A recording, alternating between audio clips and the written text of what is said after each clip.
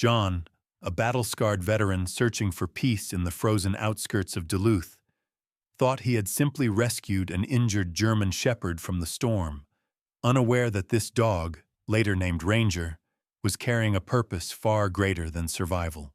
But as Ranger healed, he began acting strangely, sitting rigidly by the frosted window every night, staring into the depths of the winter forest, whining with a desperate urgency that chilled John more than the blizzard outside. This wasn't fear, nor trauma. This was a warning.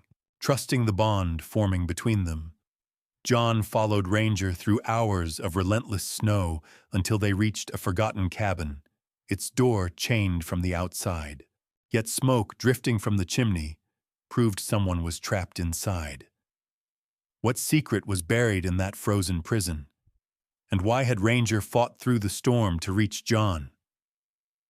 Please support us by subscribing to the channel.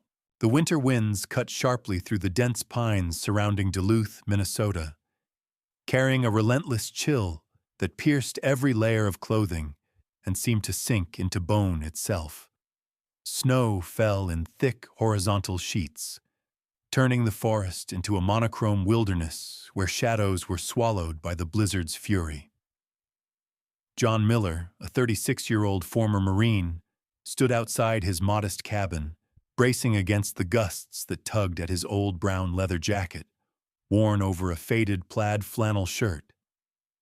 His lean, muscular frame, honed from years of military service, still bore the strength of a soldier, though long months of isolation had left lines etched into his face and threads of silver woven through his short brown hair.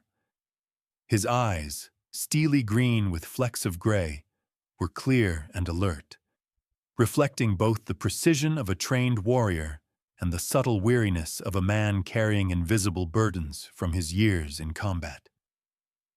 Every exhale formed a misty plume in the bitter air, a reminder of the solitude he had chosen and the memories he sought to quiet. The desert sands, distant firefights, and the faces of comrades lost to violence and neglect. Inside the cabin, the fire in the stone hearth glowed warmly, casting flickering amber light across the rough-hewn logs. The cabin, inherited from his grandfather, had always been a refuge for John, a place where the only sounds were the wind through the trees and the crackle of flames.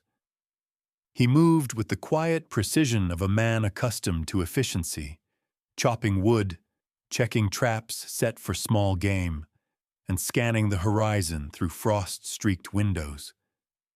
The cabin's interior was sparse but functional. A sturdy wooden table, a few chairs, a simple kitchen hearth, and shelves lined with canned food and books. Every corner bore signs of a life stripped of luxury, but built for endurance. Though he sought isolation, John found solace in the silence, a shield against memories that refused to fade. Yet even here, the calm he relied upon was about to fracture. A faint, irregular sound reached his ears, barely audible above the blizzard's roar. A soft, desperate whine, followed by a dragging shuffle in the snow. At first, John dismissed it as a small animal struggling in the storm, perhaps a rabbit or fox, but a veteran's intuition prickled at the back of his neck. He stepped carefully outside, boots crunching in the thick snow, the wind tugging at his jacket and biting at his skin. Near the cabin's doorstep, half buried in a drift, was a large German shepherd.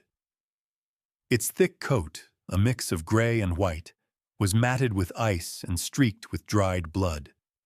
Its amber eyes, intelligent and aware, locked with his for a fleeting second before the dog collapsed entirely, limp from exhaustion and injury. The animal could not have been more than 5 years old. Strong, loyal, and noble in appearance, it now lay vulnerable, struggling to draw breath, each inhale a labor against the merciless cold. John's instincts surged forward, overriding the chill creeping into his fingers and toes. He dropped to his knees, gloved hands tracing the dog's body for wounds.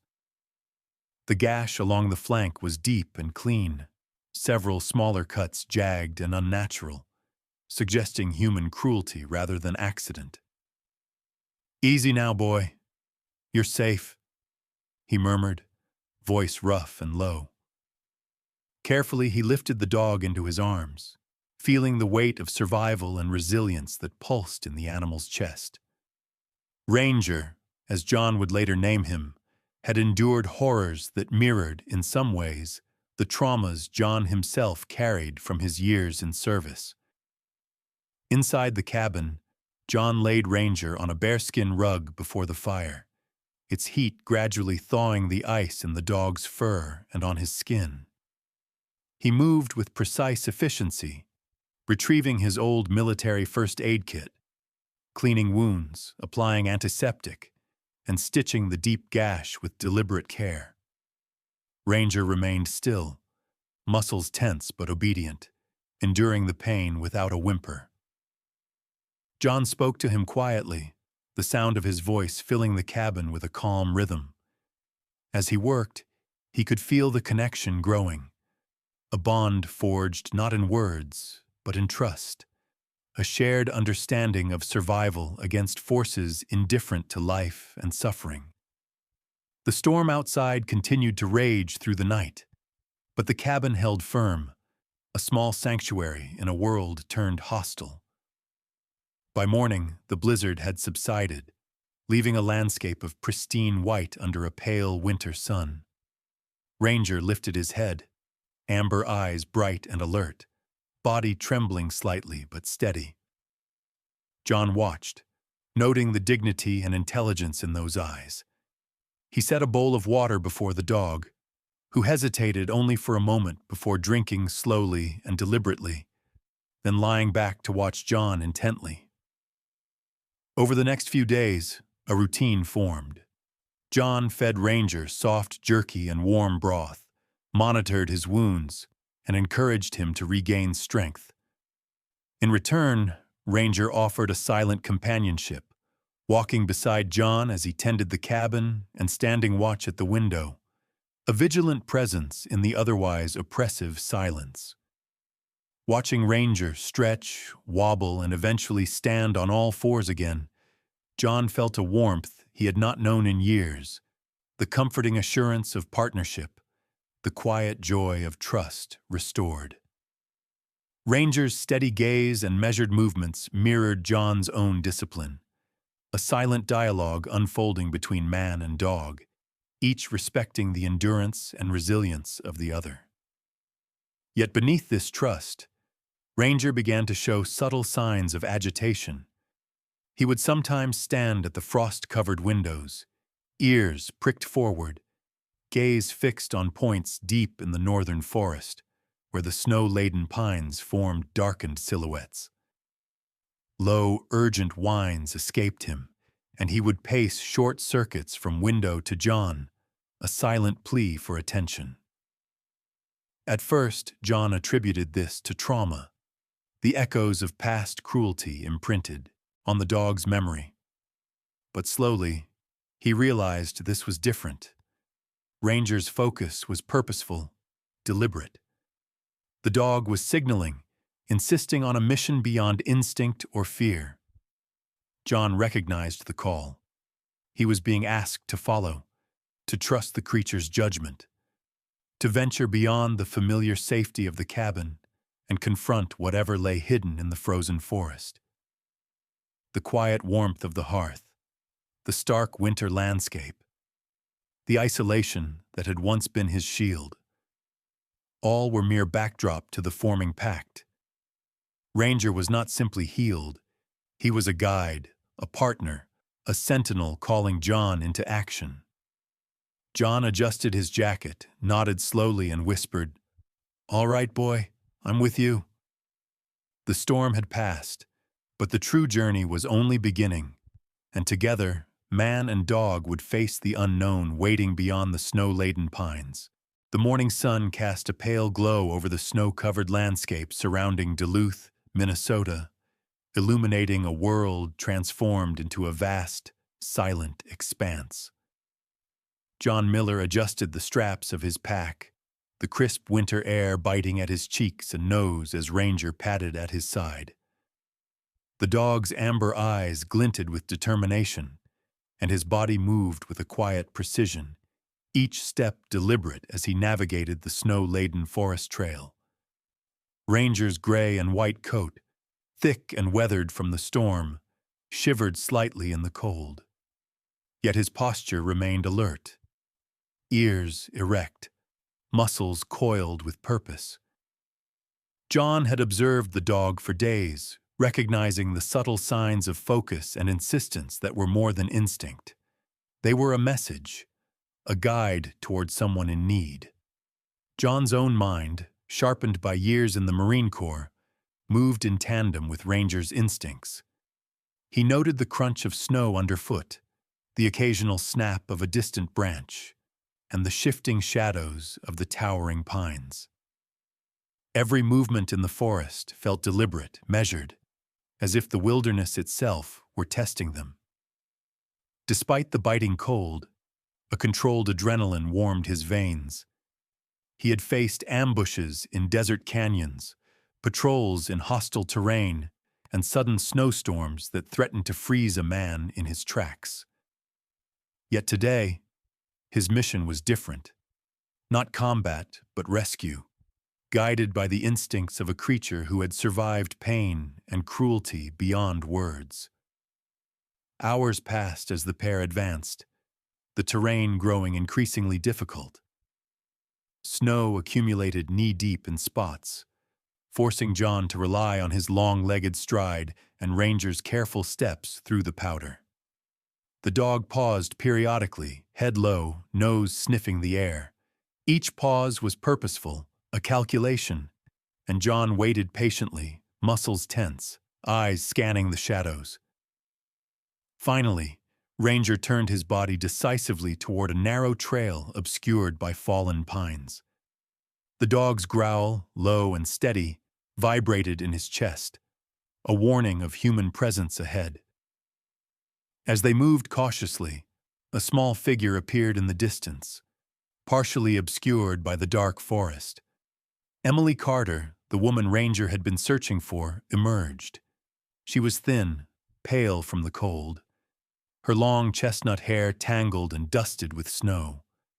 Her high cheekbones were sunken from hunger, and her dark green eyes held a haunted intelligence, tempered by fear and resilience. Her clothing, ragged and layered, had been insufficient for the relentless Minnesota winter. Emily's posture, slightly hunched from exhaustion, revealed a history of confinement and endurance.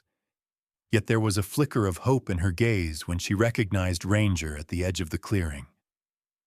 John approached slowly, hands visible and relaxed, speaking in a calm, measured tone. "Emily, my name is John. We're here to get you out." His voice, roughened by days of quiet solitude, carried authority without aggression. Emily blinked rapidly, processing the presence of the man and the dog, her mind racing with questions and disbelief.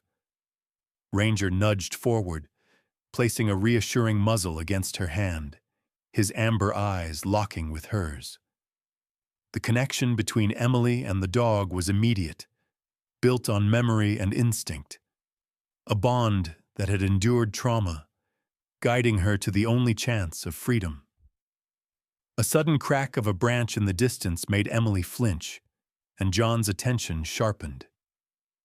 Victor Hayes, a man in his early 40s, emerged from behind a cluster of pines. Broad-shouldered with sharp, angular features, stubble lining his jaw, and restless, calculating brown eyes, Victor carried himself with a casual menace.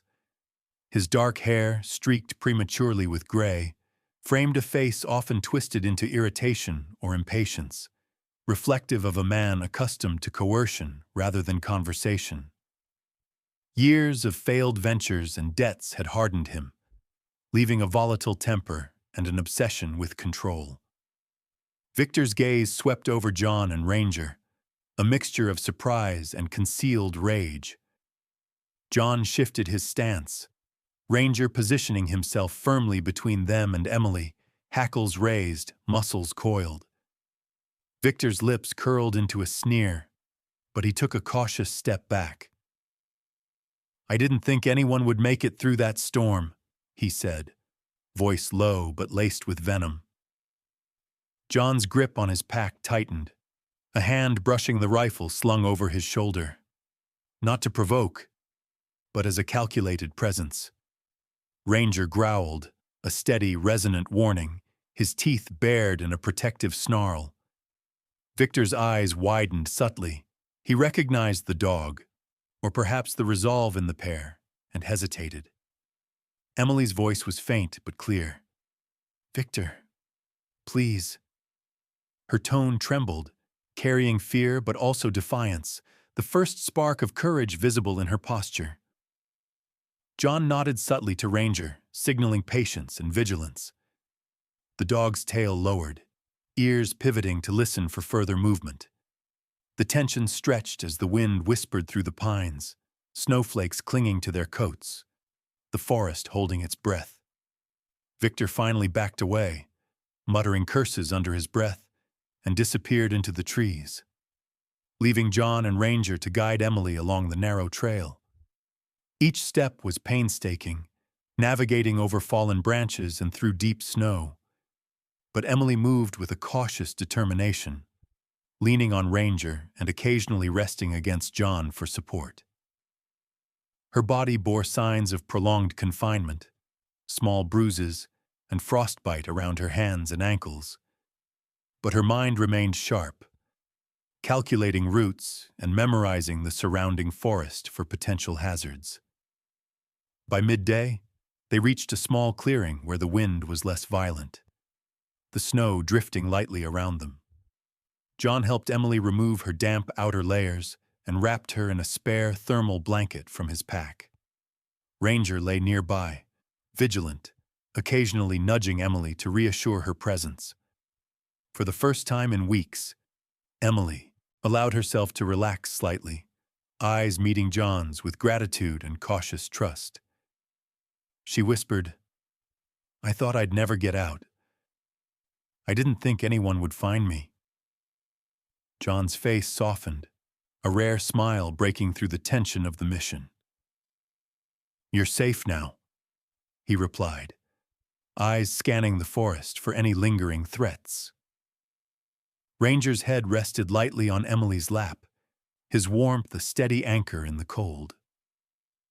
As the sun began to dip behind the distant ridges, John realized the journey back to the cabin would be slow and arduous.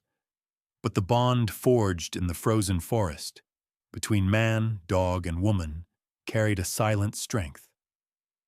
The forest was still vast and indifferent, yet the trio moved forward, each relying on the instincts and courage of the other. Emily's first steps of trust, Ranger's unwavering guidance, and John's disciplined determination created a rhythm that would carry them through the night. The chapter closed with them pressing forward into the snowy wilderness, a fragile yet resolute unit bound by survival, loyalty, and the unspoken understanding that the forest held both peril and the promise of safety. The snow-laden forest stretched endlessly before John Miller as he followed Ranger through a narrow, almost invisible trail, each step crunching softly in the thick winter drifts. The forest had an oppressive quiet, broken only by the distant whistle of the wind through skeletal branches and the faint scrape of Ranger's claws on ice beneath the snow. The dog moved with a steady, deliberate pace, muscles rippling beneath his gray and white coat, amber eyes scanning every shadow, ears swiveling to capture the slightest sound. John mirrored the dog's careful steps, pack strapped tightly across his shoulders, rifle resting at his side, senses sharpened by years of combat. Every nerve in his body was alert, every memory of desert patrols, ambushes, and close calls heightened his awareness. But today, he was not hunting enemies. He was tracking hope through the merciless Minnesota winter. Hours passed, the forest terrain becoming more treacherous. Fallen logs covered in powder, frozen streams crisscrossing the path, and the snow depth forcing John to rely on his long stride and Ranger's guidance. The dog paused at the edge of a partially frozen creek, nose low to the air, tail stiff, growl low in his chest. John approached cautiously, aware that Ranger's instincts were warning of a human presence nearby.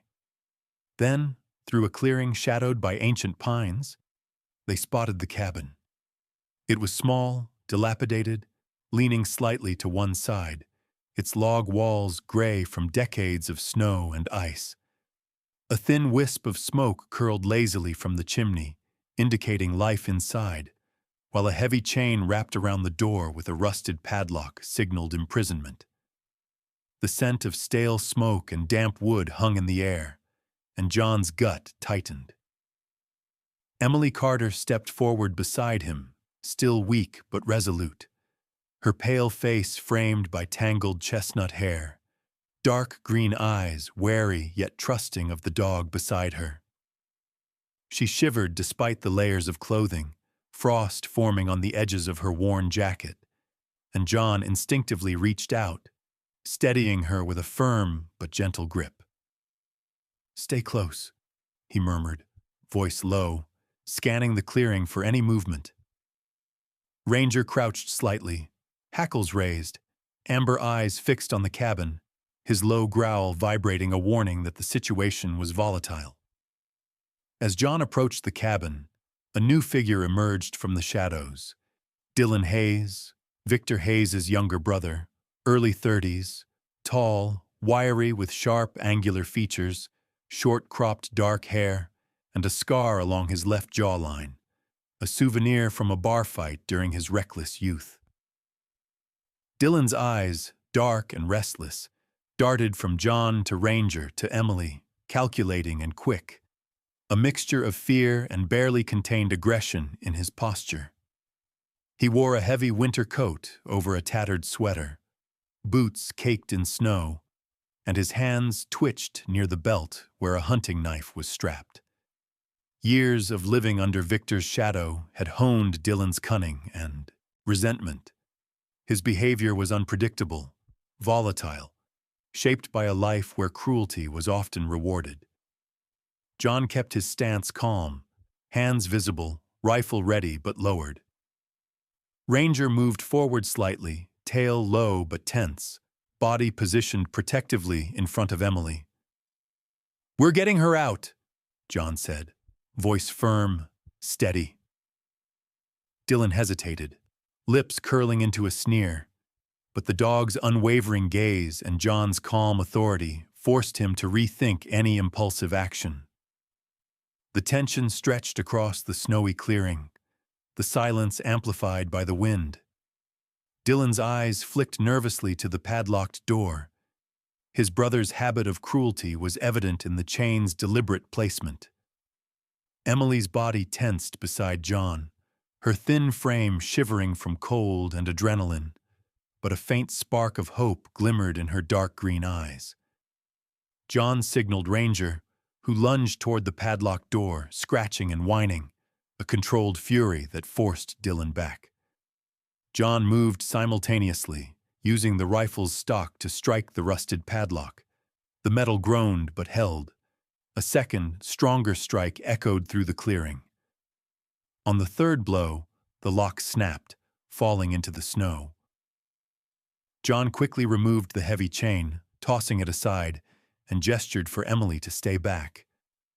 Ranger stayed alert, ears pricked, tail flicking in controlled tension, ready to intervene if Dylan attempted another move.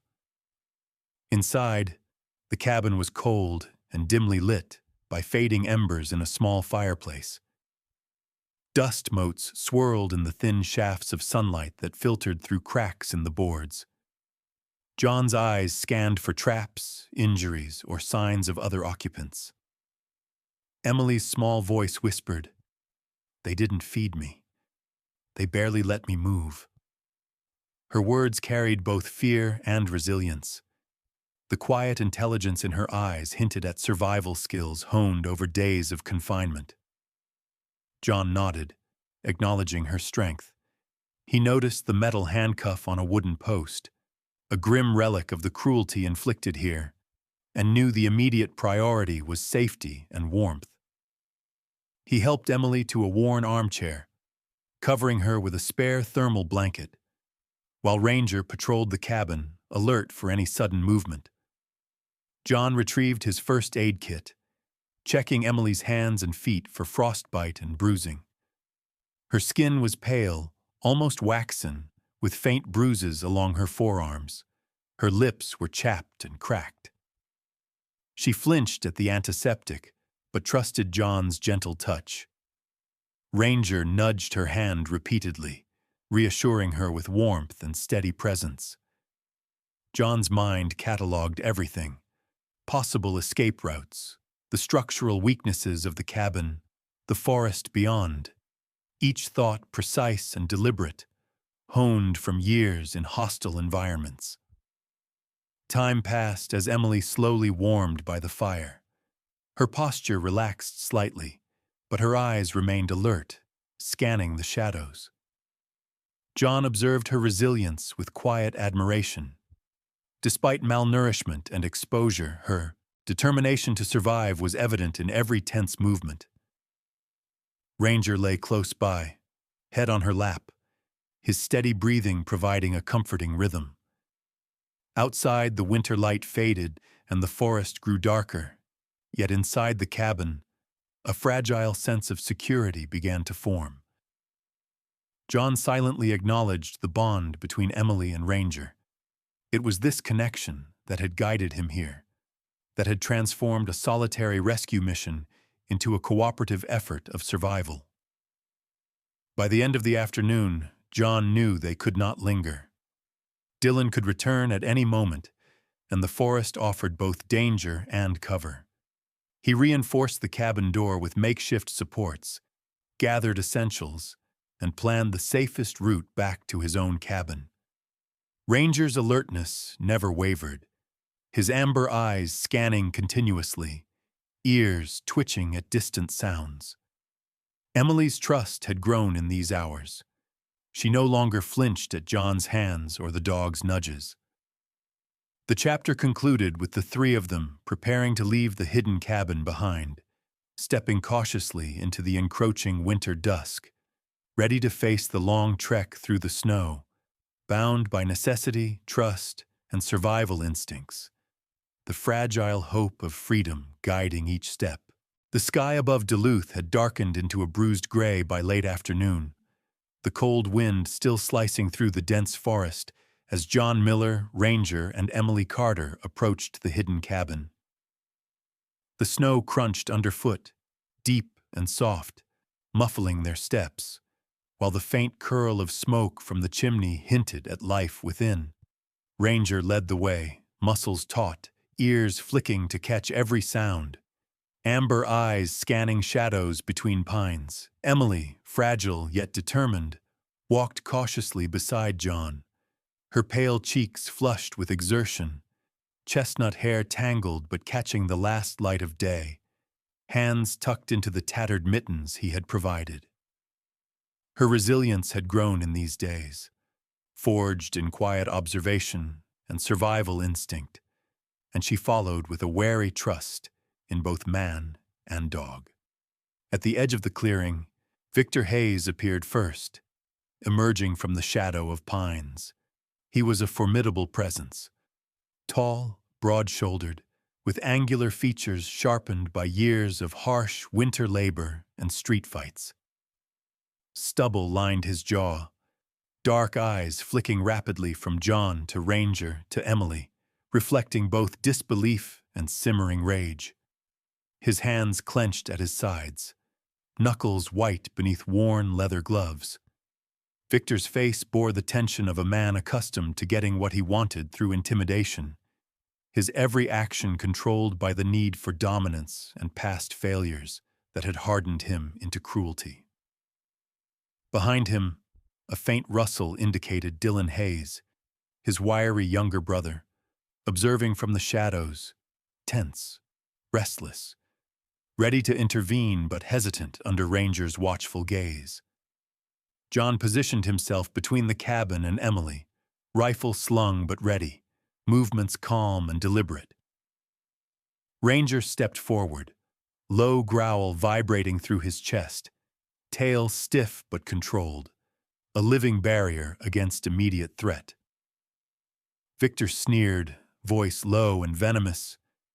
"Thought you could sneak past me? This is my property. You don't belong here." John's eyes remained steady, calculating.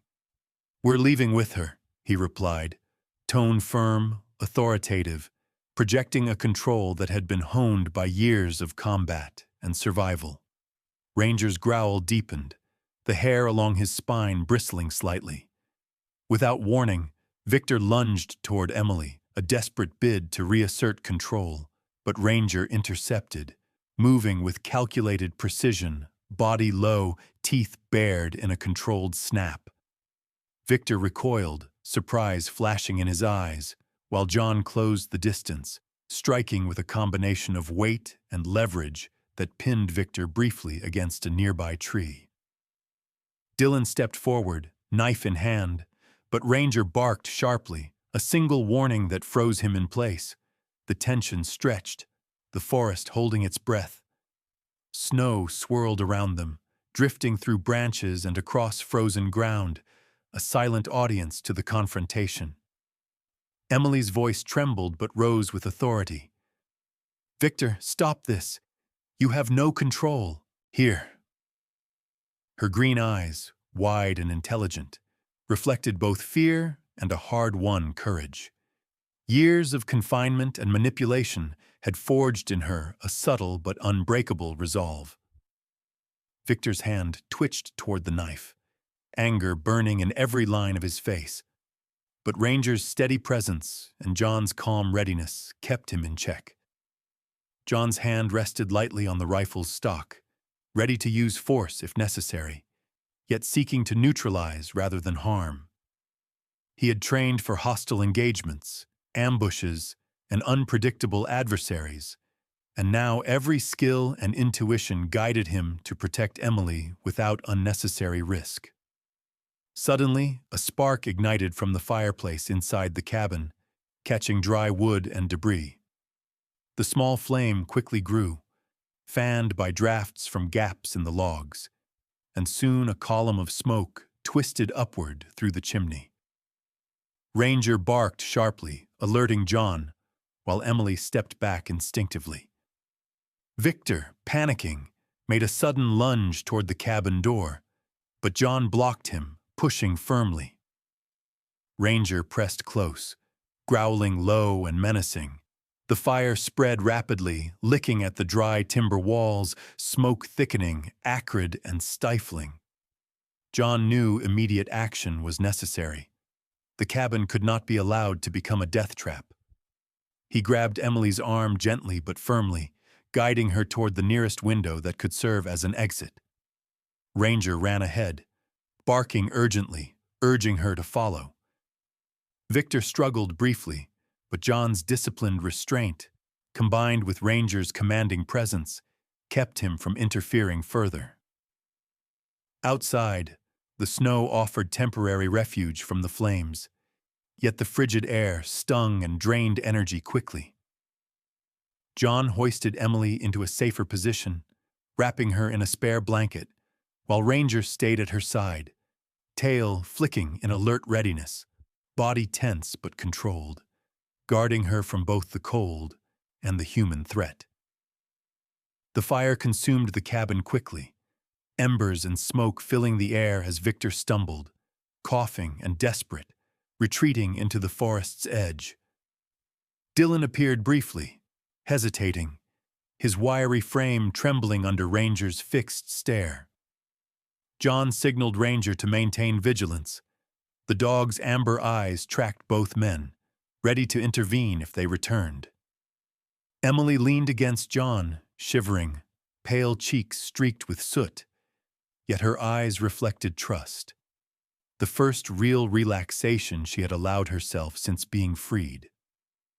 John's own chest ached from exertion, yet he felt the steady rhythm of Ranger beside him, grounding him, providing the reassurance that their survival depended on partnership, vigilance, and calm decision-making. Once at a safe distance, John laid Emily gently on the snow, covering her with the remaining thermal blankets. Ranger circled, ensuring no one approached from the woods, while John surveyed the scene. The cabin a blazing inferno behind them, Victor and Dylan gone into the shadows, the forest silent but watchful. Emily's lips moved softly. We made it? Her voice was fragile yet filled with wonder. John knelt beside her, brushing snow from her hair.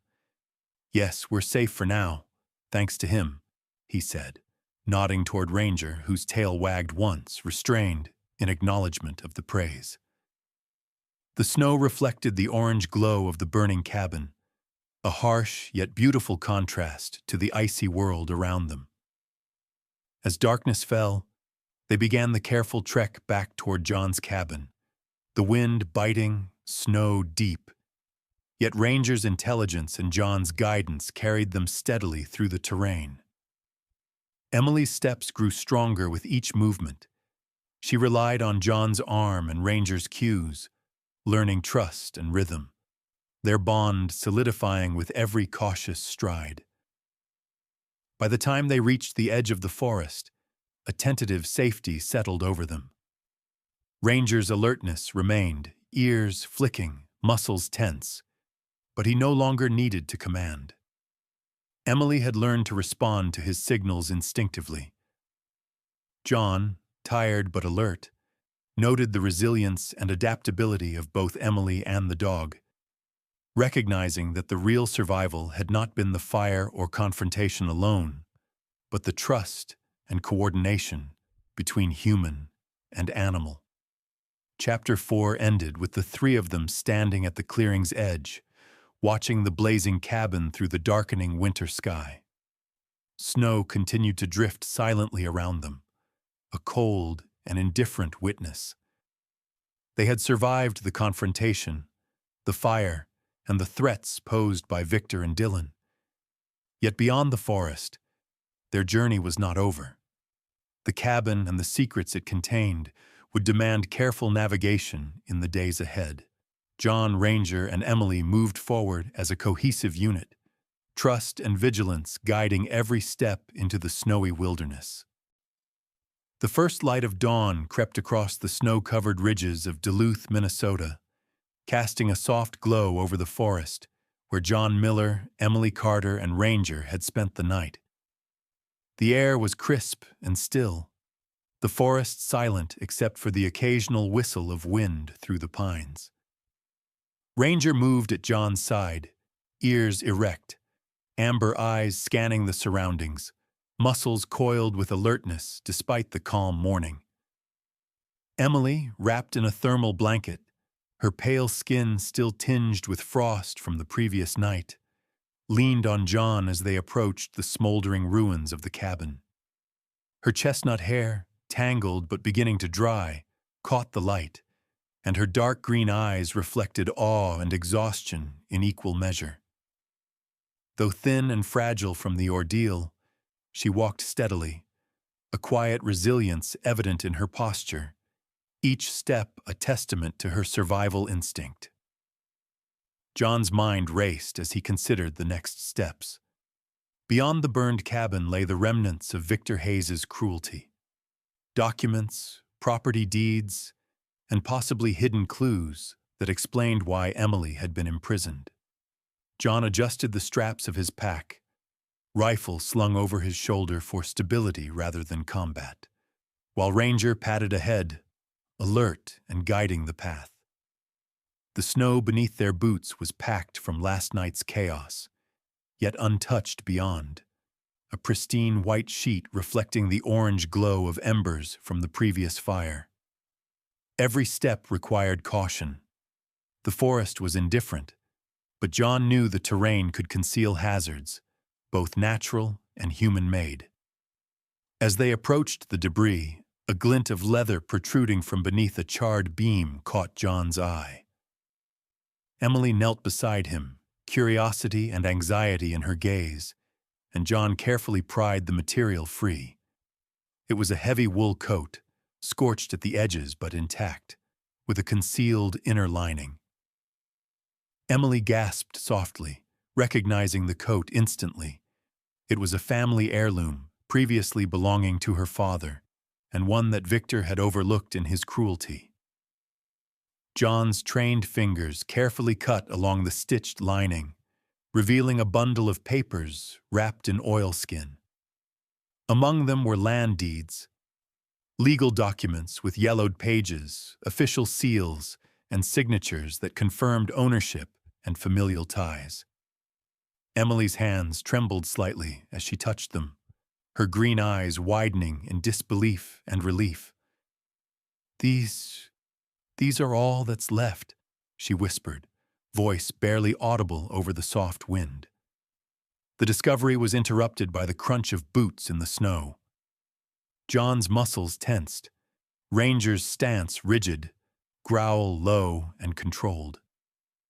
From the tree line emerged Sheriff Marcus Brody, a man in his late 50s, tall, broad-shouldered, with weathered features etched by decades of northern winters. His gray-streaked hair framed a face lined with experience and authority, eyes sharp and perceptive, hands resting lightly on his belt. Sheriff Brody had been patrolling the forest after reports of the cabin fire and Victor Hayes's suspicious activity. Behind him, a younger deputy followed, tentative but alert, scanning the snow and embers for any signs of danger. John stepped forward, keeping Ranger between him and the sheriff. "Morning, Sheriff. You've arrived just in time," John said, voice steady. He explained the events of the previous day, Victor and Dylan Hayes, the confrontation, and Emily's rescue. Ranger sat patiently, ears twitching, as if acknowledging the retelling, amber eyes following every gesture. Sheriff Brody nodded, absorbing the account with practiced composure. "We'll need statements, evidence, and these papers," he said, gesturing toward the bundle John held. Emily's gaze shifted between John and the sheriff, the weight of both relief and newfound responsibility pressing on her. With the sheriff's team assisting, Emily was carefully guided back to John's cabin.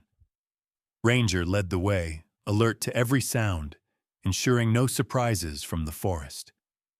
The journey was slow, snow-deep, but Emily's steps grew steadier, aided by John's arm and the dog's reassuring presence. Back at the cabin, a fire was rekindled in the hearth, embers glowing orange and warming the small space. Emily was wrapped in blankets, sipping warm broth provided by John, while Ranger lay at her feet, head resting lightly on her lap, tail flicking occasionally in contentment. The cabin, though simple and rustic, became a sanctuary once more, a safe haven from the storm outside and the horrors of Victor Hayes's cruelty. Over the following days, Emily recovered physically and mentally. Her pale cheeks regained warmth, her eyes brightened with recognition of safety and trust, and her voice grew steady. John carefully explained the significance of the documents they had recovered. They were family deeds tying Emily to ancestral property, some of which had been held in trust by her father and passed down with hidden provisions. The papers revealed that Emily was connected to John's grandfather's legacy as well, a link neither had anticipated, but one that resolved decades of unanswered questions about lost property and family history. Ranger remained ever vigilant, shadowing Emily and John alike, his presence a constant reassurance and a reminder of the loyalty and courage that had guided them through peril. Emily shared stories of the past, recounting how Victor Hayes had manipulated her for financial gain. how Dylan had followed instructions with fear and resentment, and how the cabin had become both prison and prison break site. Her voice carried grief and relief, fear and defiance intertwined, but with each retelling, her confidence grew. John listened, contributing details of the forest, of Ranger's guidance, and of the careful strategies he had employed to neutralize Victor and Dylan without escalation. The mutual respect and trust between human and animal deepened, forming a quiet but unbreakable bond that anchored both Emily and John through the winter wilderness. Finally, they considered the future.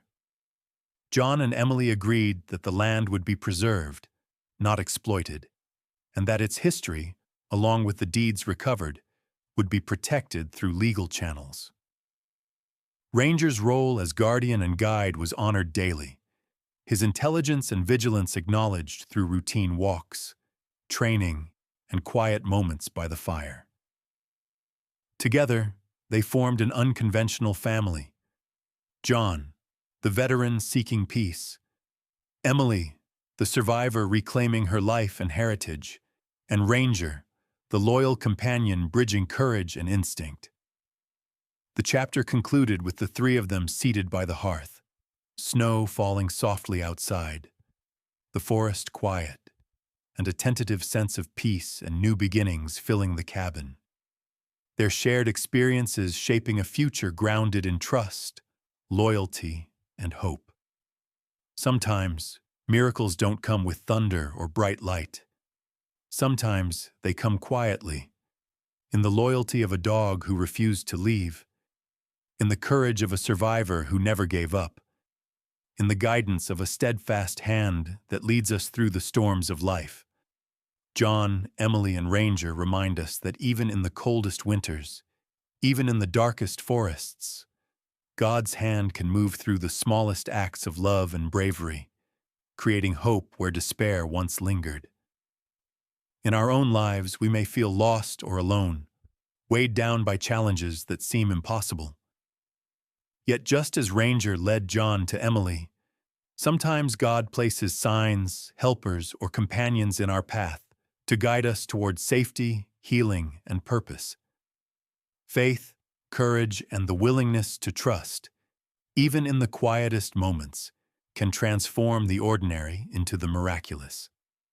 If this story touched your heart, share it with someone who needs hope today. Leave a comment to tell us where you are watching from, and subscribe to join our community of believers in courage, loyalty, and the quiet miracles that still happen every day. May God bless you, your family, and every soul, human or animal, still searching for a little light in the darkness.